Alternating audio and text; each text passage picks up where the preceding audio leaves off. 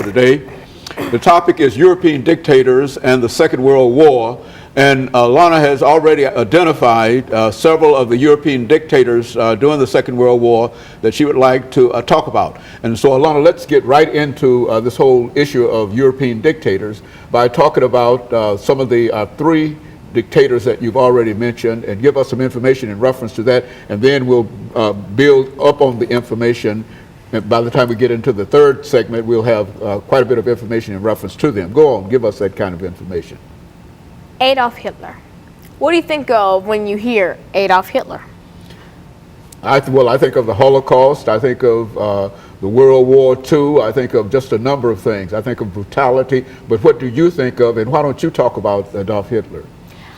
When I hear Adolf Hitler, I think of Anne Frank, her diary, the struggles that Jewish people had to go through, the pain that they suffered, the concentration camps that they were found in later after the Holocaust had ended.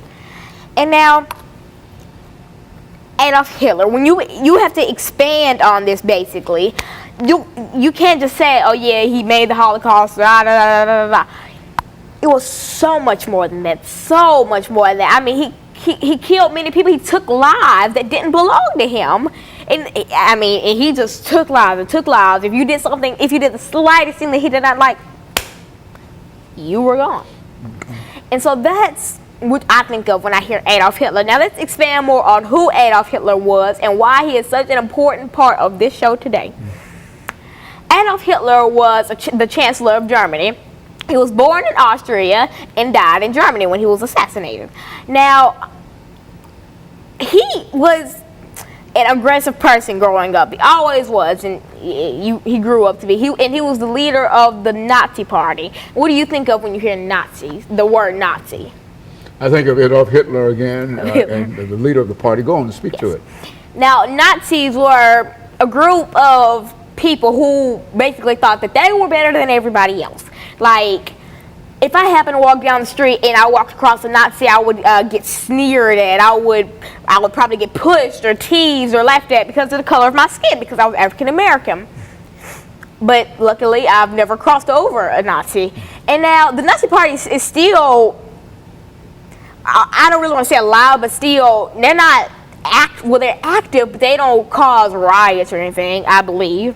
They're a party who think they are in a higher class of everybody else. Like, there's low class, middle class, higher class, and then there's them. That's what goes on in their head. And they think that God sent them on the world to be better, basically, that they're supposed to be better, and they're supposed to mistreat people who aren't like them or who aren't them. And so that's what you think of when you hear the Nazi Party. But now let's focus on Adolf Hitler. Now, this man who was famous for the Holocaust, most people think that his actions, his aggressive foreign policy, is what caused the Second World War. He thought that he was so much better, and that when he caused all this ruckus, that's what people think of when they think that he started the Second World War. And do you think that's true? He did. He actually started the Second World War in 1939. In 1939. By the invasion of Poland. Go on. Exactly.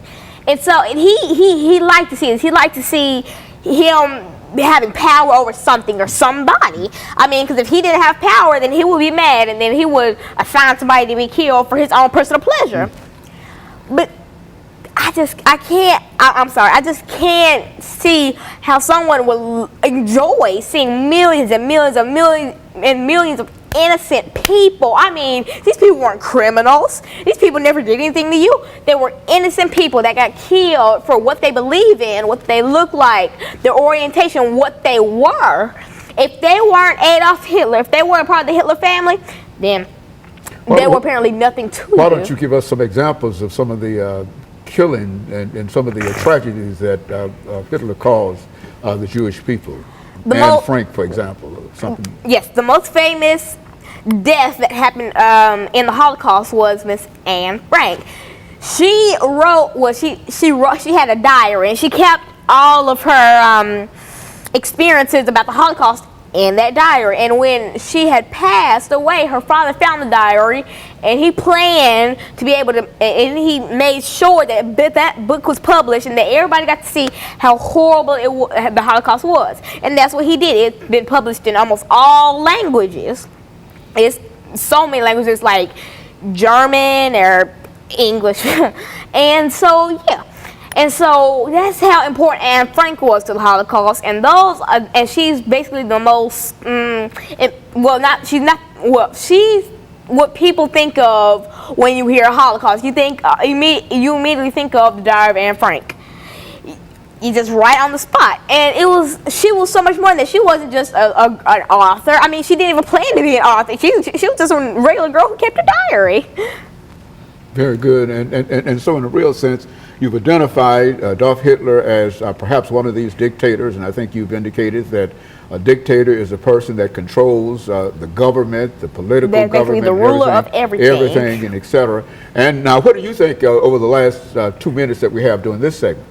What do you think that were some of the most destructive things that dictators did outside of actually killing people? I think that was the worst thing that they did. I mean, they killed people, they ruined families, they separated families. They did so much to these people, to innocent people that didn't deserve this. And they were killed because of what they believed in. Well, if you looked at these dictators, how would you classify them in terms of how they suppress folks' freedom and their citizenship and perhaps their right to vote? Did they control that aspect of the lives of millions? They took away every right that the people in that country had. They took away the 13th, 14th, 15th Amendment, the right to vote, the right to citizenship, and the right to be able to be a citizen. To be free. To be free, right. And in a real sense. And so in a real sense, these dictators that you've identified in Europe during the period of the Second World War, you've identified Adolf Hitler as perhaps one of the leaders in a real sense because of the... but he is nothing compared to Stalin and Mussolini. So, and that's what we're doing. We'll get ready doing this next segment. We'll come back and we'll talk about the other two dictators that you've identified, Joseph Stalin and Mussolini, and then that will give us during this last segment an opportunity to pull all of this together and come up with some general statements in reference to dictators, European dictators during this particular time, because I think that that's essentially what we're trying to get at, that while this happened a long time ago, it is that still the idea today. Of freedom, exactly. The idea of citizenship and the idea of voting is still a very, very vital. And of course, we'll be back with our audience following this very, very short commercial break.